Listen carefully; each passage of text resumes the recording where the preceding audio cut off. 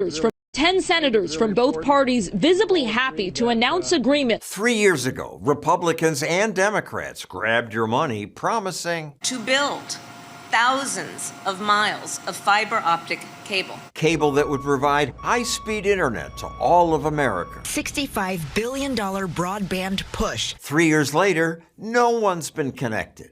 Not a single project is underway. Why? Because governments aren't good at building anything. As Milton Friedman put it, very few people spend other people's money as carefully as they spend their own. Politicians spending other people's money wasted it. Private companies laid miles of cable, while government officials obsessed about giving broadband to the right people. Boys, girls, people of color, people living in rural America. Aging individuals, prisoners, LGBTQ persons. Any company that wants funds to build broadband has to hire certain people. You have to hire these certain people based on their color, based on their sex, and you have to use unions. Matt Cole's investment company researched the government's funding and made this ad. What am I looking at here? Oh, there's nothing more important than making sure you're representing all the right causes. You have all these companies that could actually do this, and they say, this is unimplementable with the restrictions, so they just walk away. Eventually, government will probably succeed at installing some broadband. But by then, this hard-to-install cable may be totally unnecessary because of satellite internet like Starlink. Starlink already exists and costs much less. They could do it literally today. You could have devices in these people's homes within the next couple months, and they could have high-speed internet access. So why didn't administration officials do that? They said Starlink failed to demonstrate it had the ability. Then, once it became clear that Starlink obviously did, the administration said it won't use Starlink because it's a monopoly. So first, they're not functional. Now they have a monopoly. The reality is that they didn't want that to be the solution. They don't want to give money to Elon Musk. Take over, Elon, just take over. But now, Musk has a friend in government, so things may change.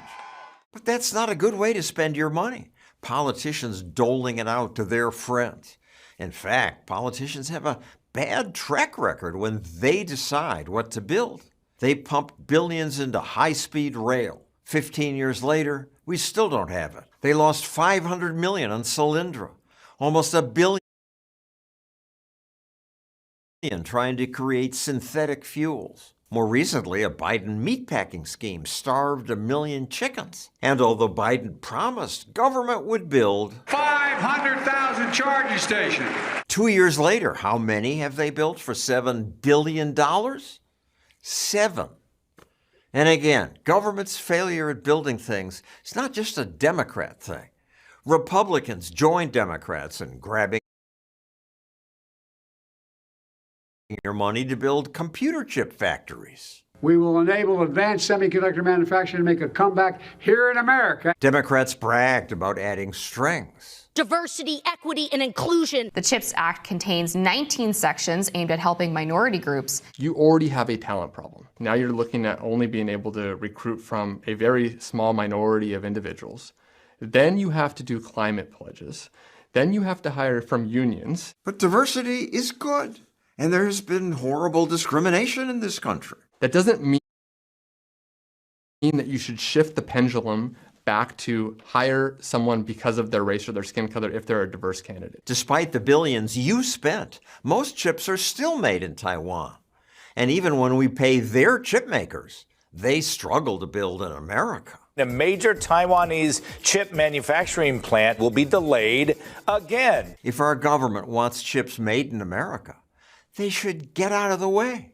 Micromanaging microchips just slows things down. Even if they get what they promise, doing the numbers, $53 billion and 115,000 promised jobs. That's almost $500,000 per job. You would expect nothing else from government inefficiency, right? With Republicans in charge, some think things will be better. But as I said, the problem isn't just Democrats, it's government. Republican politicians also harm people when they try to improve on the free market. Trump's steel tariffs destroyed American jobs because they raised the price of steel. Our government should just stop subsidizing politically connected businesses. And maybe Elon Musk will convince Trump to do that. He's actually tweeted that all subsidies should end, including his own. But I won't hold my breath. We spent $2.5 trillion.